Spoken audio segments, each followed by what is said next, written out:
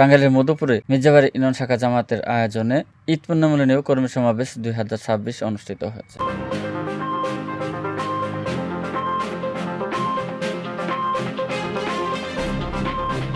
গতকাল টাঙ্গাইলের মধুপুর উপজেলার ৬ নং মির্জাবাড়ি ইউনিয়ন পরিষদ মাঠ প্রাঙ্গণে বাংলাদেশ জামাত ইসলামী মির্জাবাড়ি ইউনিয়ন শাখার আয়োজনে গতকাল বৃহস্পতিবার 11 জুন বিকালে মির্জাবাড়ি ইউনিয়ন পরিষদ মাঠ প্রাঙ্গণে এই কর্মী সমাবেশ ও পুণ্যমিলনী অনুষ্ঠান অনুষ্ঠিত হয়। মির্জাবাড়ি ইউনিয়ন জামায়াতের আমির হাফেজ মোহাম্মদ আবু সাঈদের সভাপতিত্বে প্রধান অতিথি হিসেবে বক্তব্য রাখেন বাংলাদেশ জামাত ইসলামী এর টাঙ্গাইল জেলা শাখার আমির আহসান হাবিব মাসুদ। বক্তব্য রাখেন টাঙ্গাইল জেলা শাখা জামাত ইসলামের কর্মপরিষদের সদস্য মাওলানা মোহাম্মদ বুরহানুল ইসলাম। বক্তব্য রাখেন বাংলাদেশ জামাত ইসলামী মধুপুর উপজেলা শাখার আমির অধ্যাপক মোহাম্মদ আব্দুল কাদির। এ সময় বাংলাদেশ জামাত ইসলামী মধুপুর উপজেলা শাখার সেক্রেটারি মোহাম্মদ এজানুল্লাহ খান, ইউনিয়ন ও উপজেলা জামাতের নেতৃবৃন্দ সহ এলাকার গণ্যমান্য ব্যক্তিবর্গ সহ আরো অনেকেই উপস্থিত ছিলেন।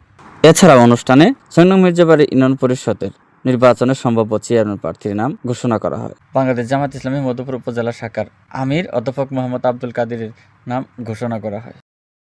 বাংলাদেশ জামাত ইসলামীর পক্ষ থেকে প্রাথমিকভাবে ৬ নং মির্জাবাড়ি ইউনিয়নে সম্ভাব্য চেয়ারম্যান প্রার্থী হিসেবে আমাকে মনোনীত করা হয়েছে। এটা কিন্তু চূড়ান্ত কোনো কিছু না, এটা হলো সম্ভাব্য। আমার কাজটা হচ্ছে এই এলাকায় সংগঠনকে শক্তিশালী করা, সংগঠনের পক্ষে জনগণকে নিয়ে আসা। আমি সর্বশেষ চেষ্টা করব আমার স্থানে আমার অন্য কোনো ভাইকে রেখে যদি তার মাধ্যমে আরেকটু ভালো ফলাফল করতে পারি, তাহলে আমি এখান থেকে সরে গিয়ে সেই ভাইকে সামনে নিয়ে আমি আমার চেয়ারম্যান হতে চান না চেয়ারম্যান বানাতে চান? যদি আপনারা চেয়ারম্যান হতে চান, আগামীতে জামাত ইসলামের পক্ষ থেকে যে আসুক না কেন, ইনশাআল্লাহ আমরা সর্বশক্তি দিয়ে তাকে বিজয়ী করব ইনশাআল্লাহ।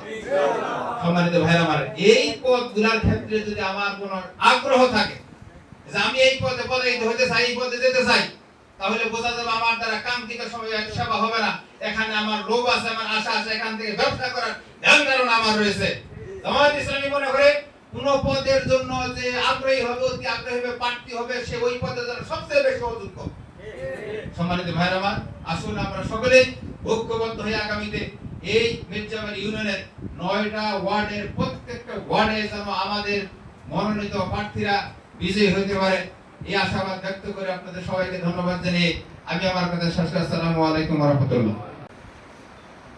এই পর্যায়ে বক্তব্য রাখবেন মির্জাবাড়ি ইউনিয়নের আরেকজন কৃতি সন্তান, বিশিষ্ট শিক্ষানগর অনুরাগী এবং শিক্ষাবিদ ডক্টর নজরুল ইসলাম উপস্থিত আছেন।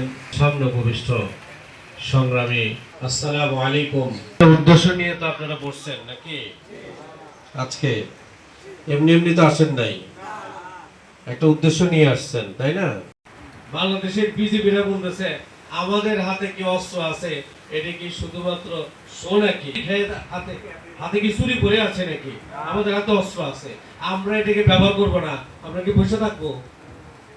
এই যে সাহসটা পাইল বাংলাদেশে, এর আগেও তো বিএনপি বিরোধী দলের আসনে বসছিল, আর আওয়ামী লীগ ক্ষমতার আসনে বসছে। এর আগে জাতীয় পার্টি বিরোধী দলের আসনে বসছে, আওয়ামী লীগ ক্ষমতায় বসছে।